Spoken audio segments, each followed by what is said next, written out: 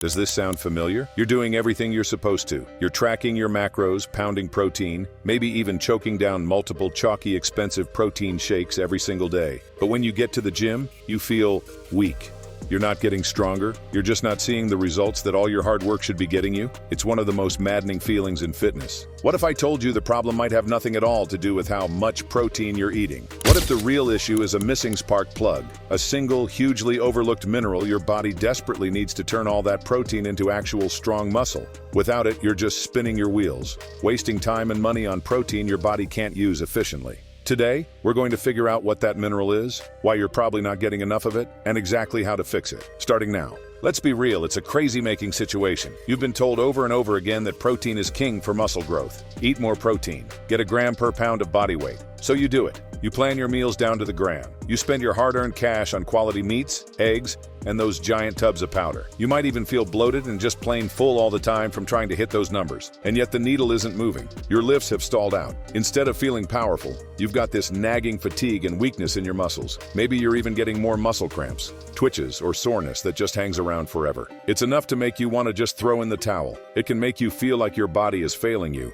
or that you're just not built for this. You start questioning the workouts, the diet, everything. But listen, your effort isn't the problem, and the protein you're eating probably isn't the problem either. You might just be missing a critical key that unlocks its potential. To get what's going wrong here, we have to rethink how muscle is built. We all get so hyper-focused on protein as the one and only ingredient. But that's not how our bodies work. Think about it like building a brick wall. The protein you eat, all those amino acids, are your bricks. They're the basic building blocks. And yes, they're absolutely essential. But if you have a giant pile of the best bricks in the world, and you have zero mortar to hold them together, what do you have? You've got a pile of bricks, not a wall. In your body, that mortar is a team of essential minerals and vitamins called cofactors. They are the helpers that make the complex chemistry of muscle repair and growth actually happen. And there's one mineral in particular that acts like the foreman on this whole construction site, running the show. It's involved in over 600 different jobs in your body, from creating energy to keeping your nervous system in check. Without enough of this one mineral, all those protein bricks just sit in a pile,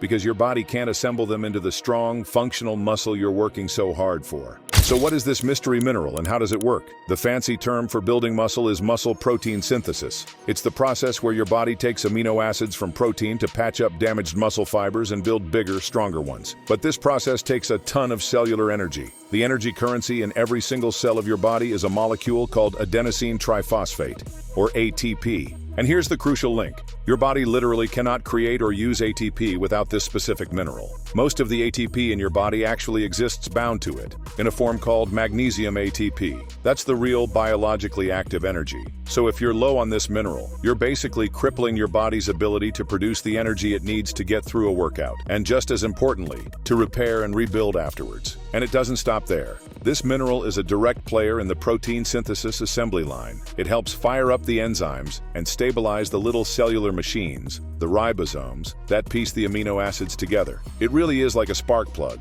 You can have a full tank of premium fuel, protein, and a monster engine, your muscles, but if the spark plug isn't firing, that engine is never going to start. The power stays locked away. That weakness you feel? It's basically an energy crisis happening at the cellular level, all because this one mineral is in short supply. That spark plug your body has been crying out for is magnesium. It's the fourth most abundant mineral in our bodies, yet it's one of the most common deficiencies out there. Get this. Some estimates suggest that a huge number of adults, especially in Western countries, aren't getting the recommended daily amount. Magnesium is this silent hero, involved in creating energy, forming protein, moving our muscles, and regulating our entire nervous system. It helps your muscles contract, but just as crucially, it helps them relax, which helps prevent the cramps and spasms that so many people struggle with. Given how many jobs it has, a shortage can show up as that exact muscle weakness, fatigue, and stalled progress you've been feeling. Okay, so if magnesium is so critical, why are so many of us running low? There are a few big reasons.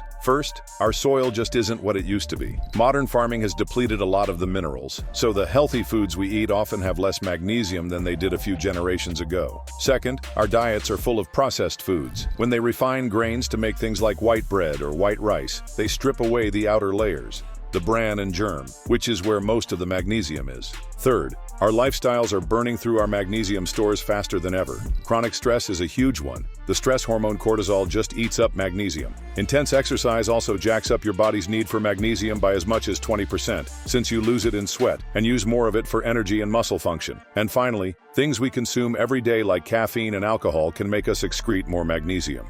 You put it all together, getting less from food and burning through more each day, and you've got the perfect storm for a deficiency.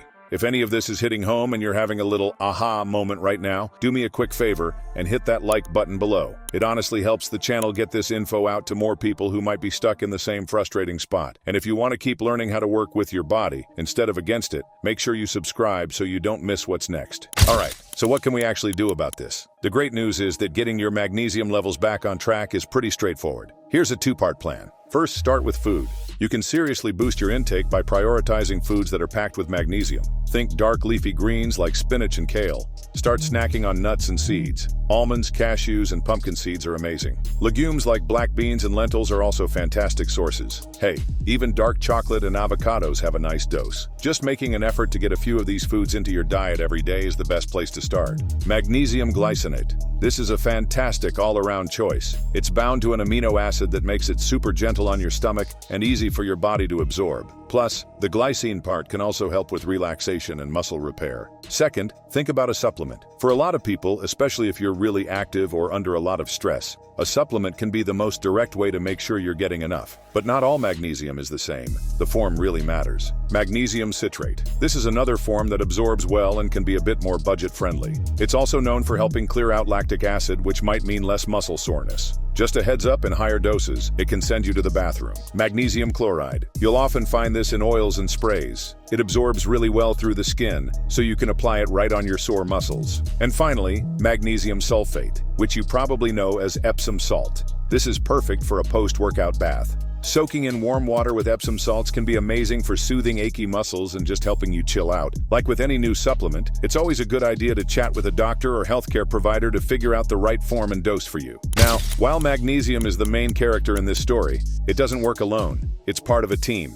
For instance, your body needs magnesium to activate vitamin D, which is also super important for muscle strength. Magnesium also has to play nice with other electrolytes like calcium and potassium to keep your muscle contractions and nerve signals working smoothly. A classic example is the relationship with calcium. Think of it this way: calcium tells a muscle to contract, but magnesium is what tells it to relax. If that balance is off, often too much calcium and not enough magnesium, that's a perfect recipe for muscle tightness and cramps. This is why just focusing on a nutrient-dense diet is always going to be better than trying to zero in on one single nutrient. So if you're one of the many people out there tracking your protein perfectly, but still feeling weak and just fed up with your progress, it's time to stop blaming the protein. The problem might not be your building blocks. It could be that you're missing the essential spark plug needed to put them all together. Thanks for hanging out with me today. If you found this helpful, you might want to check out this other video I made. It's about 5 vitamins that help muscle growth. I'll break down some other common nutrient deficiencies that could be holding you and your muscles back. I'll see you in the next one.